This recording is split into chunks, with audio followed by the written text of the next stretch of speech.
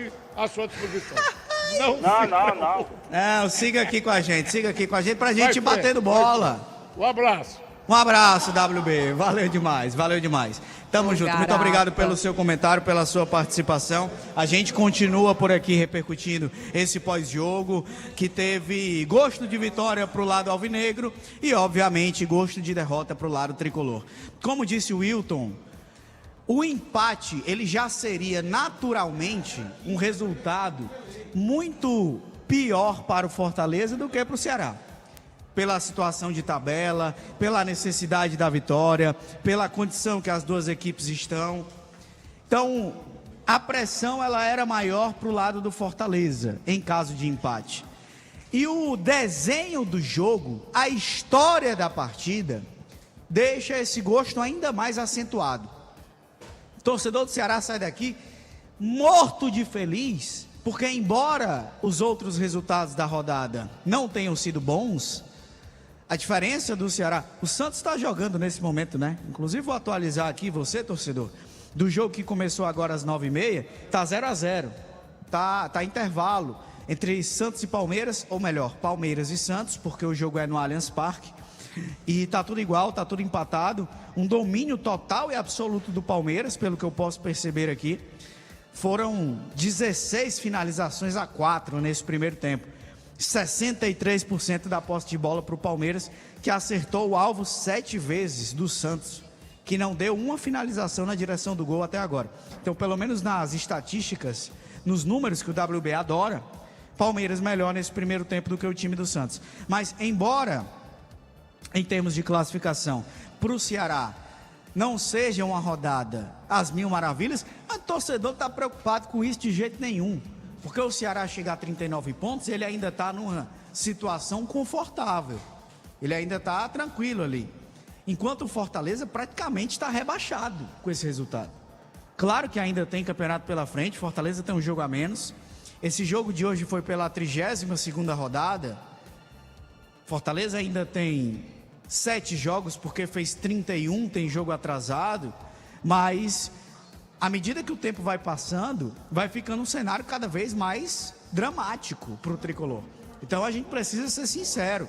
E acho que muitos torcedores do Fortaleza têm essa compreensão de que sem a vitória de hoje, o Fortaleza fica numa situação ainda mais delicada, fica numa situação ainda mais complicada.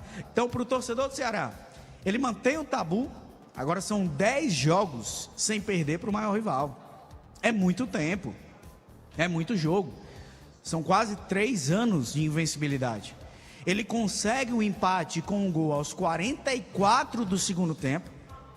E ele ainda afunda o rival na zona de rebaixamento. Então você não tem a menor dúvida que para o torcedor do Ceará, o jogo de hoje ele é espetacular. O torcedor está comemorando, soltando fogos e celebrando, mesmo tendo sido um jogo truncado. Mas tem alguns aspectos aí para a gente complementar. Do lado do Fortaleza, eu chamei a atenção aqui durante a transmissão, não é querer ser engenheiro de obra pronta não, mas o Breno Rebouças está aqui, ele não me deixa mentir. O Mossoró também não. Você que estava acompanhando a transmissão também. Fortaleza teve a bola do jogo com o Herrera, aos 20 minutos do segundo tempo.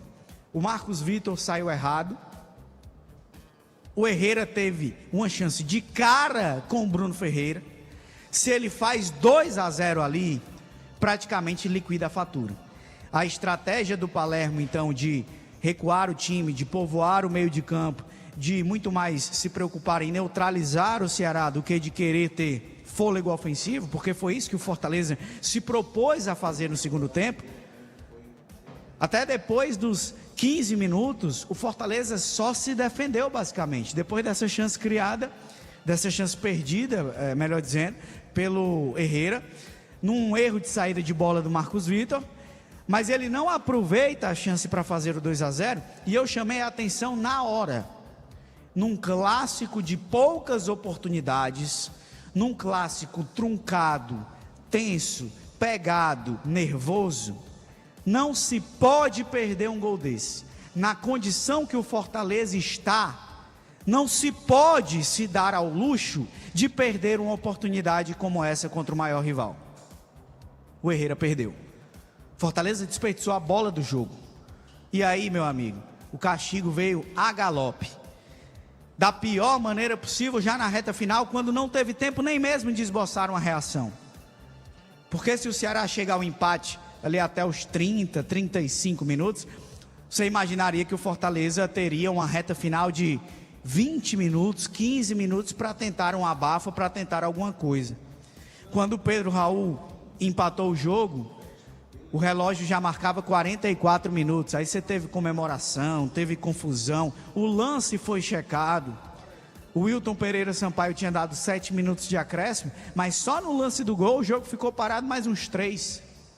E aí não teve como o Fortaleza tentar nada de diferente para tentar conseguir uma vitória na reta final. Então, Fortaleza foi castigado porque perdeu a bola do jogo, teve a chance de fazer o 2-0 e não fez, e porque o Palermo recuou demais. Chamamos a atenção para a necessidade que o Palermo teria de povoar mais o meio de campo, no momento em que o segundo tempo se desenhava para uma trocação franca. Era lá e cá. Virou um jogo de ataque e contra-ataque. Isso não interessava o Fortaleza. E aí ele abre mão dos 4 atacantes, coloca o Lucas Crispim, povoa e recupera mais o meio de campo. Depois ele ainda coloca o Pikachu no lado direito, coloca o Matheus Pereira e fecha ainda mais o meio. E estava se defendendo até de maneira eficiente, beleza. Mas a questão não foi ter recuado, ter baixado as linhas. Foi porque fez isso em demasia, em excesso. E aí chamou muito o Ceará para o seu campo. Não que o Ceará tenha criado oportunidades a esmo. O Ceará teve de chance clara, na real, uma bola com o Vina, aos 29 minutos, em que ele estava livre depois de uma cobrança de escanteio, e ele acabou finalizando de primeira, mandou para fora ao lado do gol. Minutos depois, teve uma enfiada de bola para o Lucas Mugni, que ao invés de tentar a finalização, ele teria condição de finalizar o lance. Ele tenta o passe para o Galeano, a zaga do Fortaleza tira, mas basicamente foi isso que o Ceará produziu. Foi isso que o Ceará teve de chance mais cristalina para marcar. O Breno sai de campo sem ter feito nenhuma defesa, basicamente. Estou até pegando aqui os números do jogo. O Ceará acertou o alvo 3 vezes. Foram 3 finalizações no gol. Foram 2 finalizações ainda no primeiro tempo, mas chutes que não levaram perigo. Um deles do Pedro Raul e o outro, salvo engano, do Galeano. E o lance do gol. Então o Ceará acertou o alvo 3 vezes. Uma com maior perigo. E foi a bola do Pedro Raul que acabou determinando o placar final.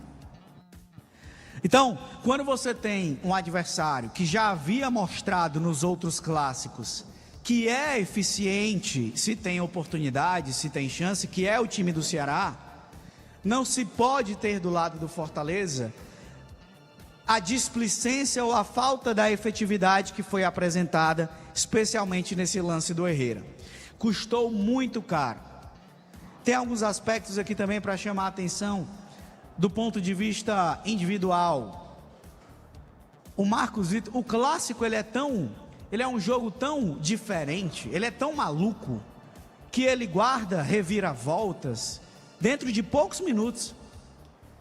Se o Fortaleza faz 2-0, quem poderia sair como vilão do lado do Ceará, poderia até ser o Marcos Vitor.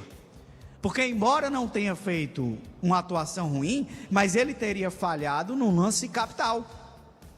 Num lance que faria com que o adversário construísse uma vantagem de 2 gols e que ficasse muito mais difícil para o Ceará buscar um empate.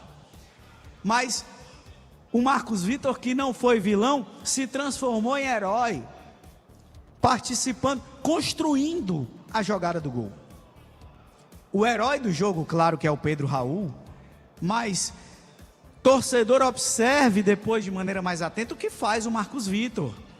Não é que ele dá um cruzamento, um chuveirinho na área. O Marcos Vitor, ele tinha inclusive opções de passe, ele tinha linha de passe, ele tinha alternativa de tentar encontrar o Lucas Mugni, um meia, encontrar um passe para o Fabiano na lateral, enfim. É o que um zagueiro, normalmente, poderia fazer. Não é de zagueiro, não tem muito cacuete de criação, de criatividade, de ir para cima. Deixa eu dar só um recado aqui para o meu amigo Samuel Conrado e para a Fernanda Alves. Se vocês estiverem aí conosco, na zona mista ou na entrevista coletiva, e for rolar o bate-papo com alguém, fiquem à vontade para chamar, que a prioridade é de vocês, tá certo? Então, caso a gente tenha os personagens do jogo, vocês dão um toque aí que a gente passa a bola. Mas o Marcos Vitor saiu da possibilidade de ser vilão para ser herói na jogada improvável. Ele faz a condução, ele avança sozinho com a bola e ele encontra o espaço e a liberdade para dar um passe, porque não foi um cruzamento. Parece que o Marcos Vitor jogou com a mão na cabeça do Pedro Raul. Foi uma assistência digna de camisa 10, digna de lateral dos bons.